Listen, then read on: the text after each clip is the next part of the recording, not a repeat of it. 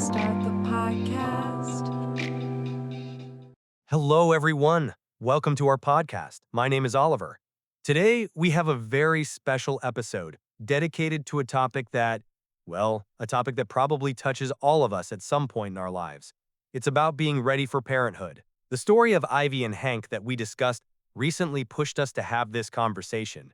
By the way, if you haven't seen it, the link will be at the end of this video, in the final screen.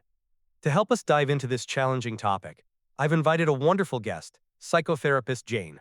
Jane, welcome. Hi, I'm glad to see you, and thank you for the invitation. Honestly, when I was thinking about this topic, I realized it's not just about I want to or I don't want to. It's something much deeper. And it seems to me that many people make this mistake without truly understanding themselves. So let's get right to it. I'd like us to identify 5 key signs that might indicate a person isn't ready for children just yet. What's the first one, in your opinion? Well, the first thing that comes to mind, and it's probably the most important, is the lack of emotional maturity. What do I mean by that? It's when a person can't handle their own emotions, can't admit their mistakes, and holds on to grudges. Parenthood requires immense emotional stability to support a child, not to dump your own problems on them. So if I get angry, for example, and instead of talking about it, I just shut down and don't want to see anyone? Exactly. Or, for instance, when conflicts arise, you don't look for a compromise. You explode or blame your partner. A child sees all of this and absorbs it like a sponge. They need an example, not a constant source of tension. In my practice, for example, it's very common to see parents, especially after a tough day at work, snapping at their child over something minor. For instance, a child spills juice, and instead of a calm reaction, there are shouts and accusations. The parents don't realize they're not yelling at the child. They're yelling at their own fatigue, their problems with the boss, or some of their own unresolved issues. Oh, that must be very common. And what does that lead to? Oh, it leads to huge problems. When a child constantly feels like they are the source of someone else's negative emotions, they develop a guilt complex, they start to fear their parents, and they lose trust. This can lead to low self-esteem, anxiety disorders, and communication problems in the future. So parents, don't project your emotional issues onto your children. It's the worst thing you can do. It's much more honest and helpful to acknowledge your exhaustion and say, I'm very angry right now, I need a minute to calm down, and then we'll talk. I see. That's very, very profound. Okay, what's the second sign? The second one is financial instability and an irresponsible attitude toward money. And I'm not talking about you need to have $1 million in the bank. I'm talking about realizing that a child is a huge expense. It's not just food or clothes. It's education, doctors, after-school activities, and that's for years to come. When a person lives paycheck to paycheck, can't budget, or doesn't think about it at all, well, it can become a huge problem. I know one family where the husband really wanted a child, but constantly spent money on impulsive purchases, expensive collectible toys, new gadgets that he hardly used. His wife worked, they lived paycheck to paycheck, and when the child was born, they simply couldn't cover all the needs. This led to constant arguments, tension, and, as a result, divorce. Yes, I agree with you there. I have friends who constantly complain they have no money but still buy the most expensive gadgets. And then, I remember, they wanted a child, but then gave up because they realized they just couldn't afford it. That was a very honest step, I guess. Yes, it was honest, because having a child isn't a solution to financial problems. On the contrary, it's a new challenge. And if a person can't take financial responsibility for themselves, how can they take it for another person who is completely dependent on them? This isn't about luxury. It's about basic needs. Okay, the third sign. It seems to me it's something about may. Well, almost.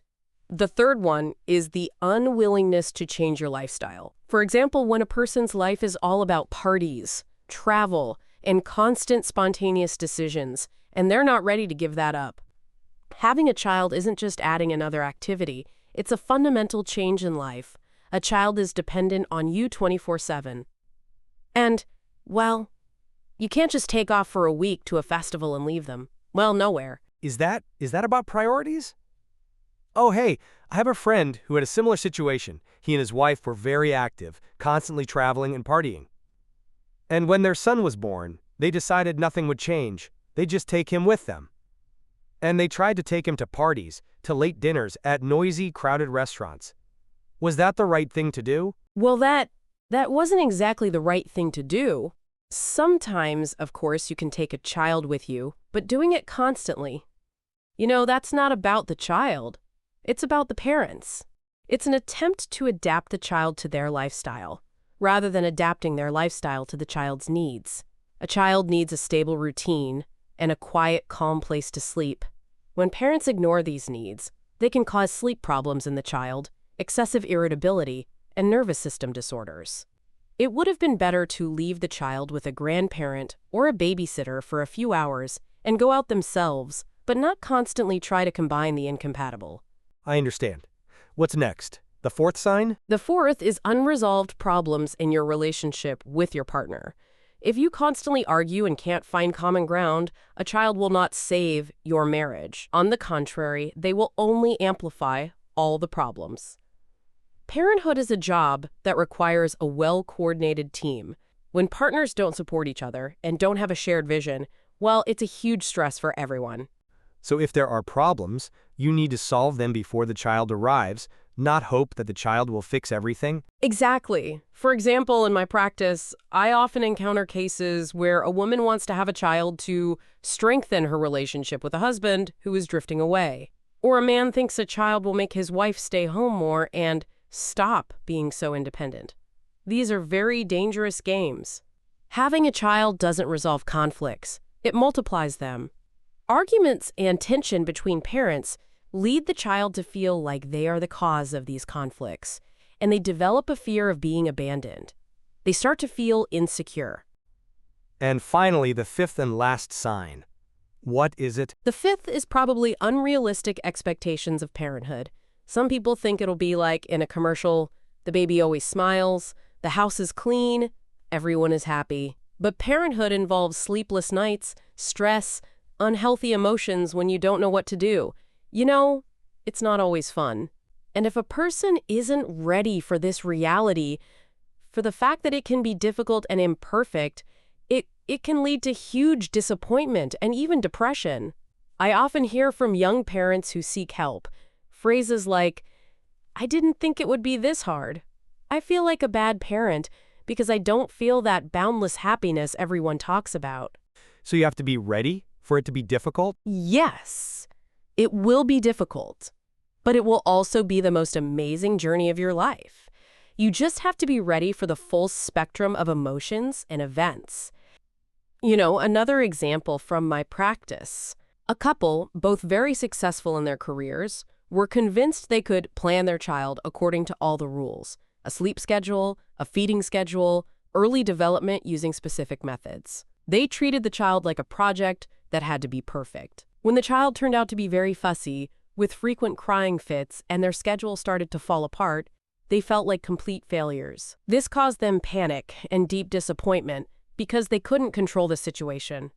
Their inflated expectations led them to lose the joy of the parenting process itself, and instead, they focused on their own sense of inadequacy. That's so sad. It must really be about letting go of that ideal image. Exactly. It's important to realize that being a parent isn't always a perfect picture. It's about honesty, about being able to ask for help, about acknowledging your weaknesses. And that's where the true strength of parenthood lies. Jane, thank you so much.